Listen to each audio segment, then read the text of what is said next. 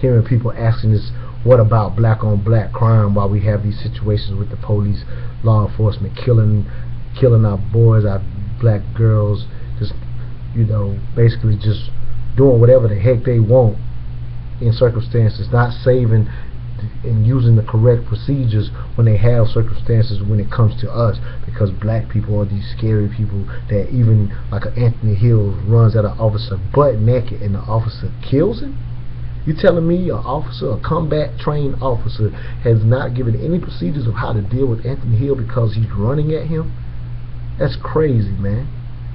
I'm just saying, if an officer is going to be that afraid, because we're asking the officers to do something that we as human, as our nature, would not want to do.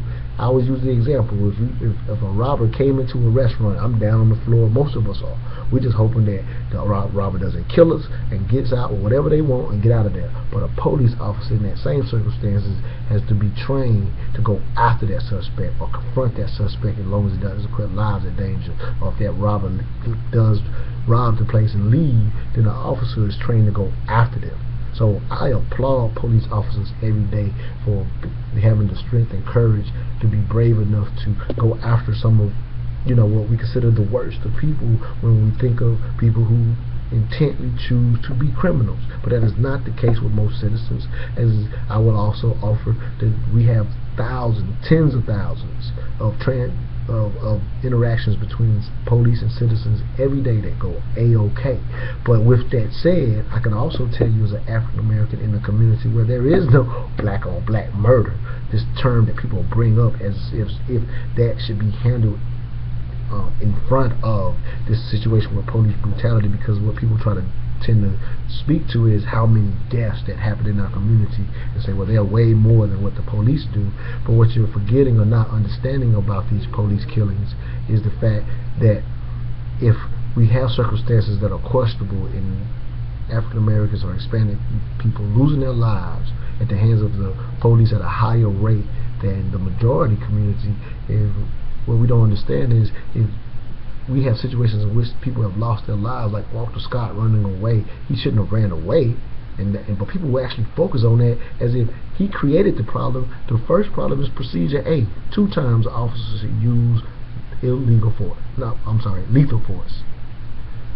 The suspect is putting other people at danger, or the suspect is putting the officer lives at danger.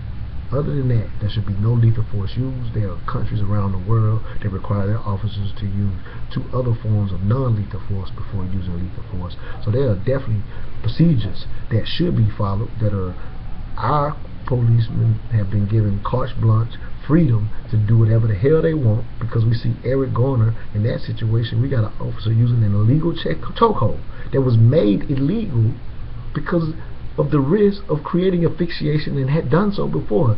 The chokehold was illegal since '93, and he goes into court and is held as a justifiable homicide.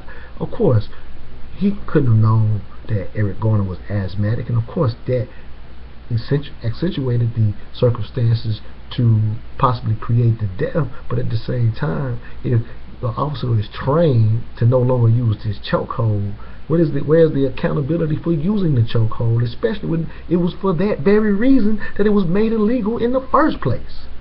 If that's the case, well, we got a rule, but the officer can break it, and even if breaking that rule leads to the death of a black or brown person, there's no accountability.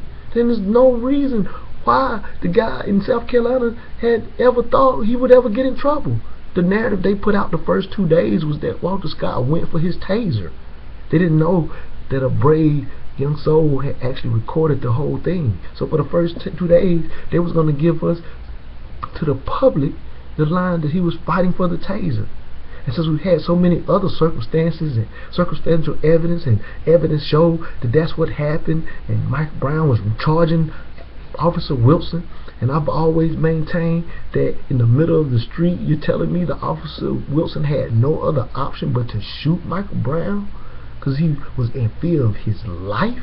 An unarmed, yes, 300-pound man. I get that if 300-pound Mike Brown was running at even myself or running at a small woman, that she would be in fear, yeah, I probably would shoot too. And people would say, oh, well, why don't you understand that the officer would shoot too?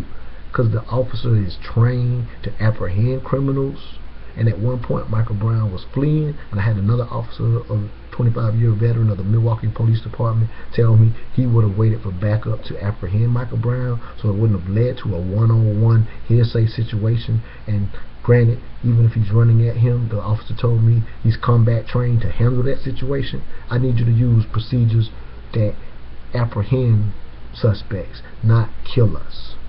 So let's kill the narrative, black on black murder, as if it has something to do with the situation at hand, these particular circumstances.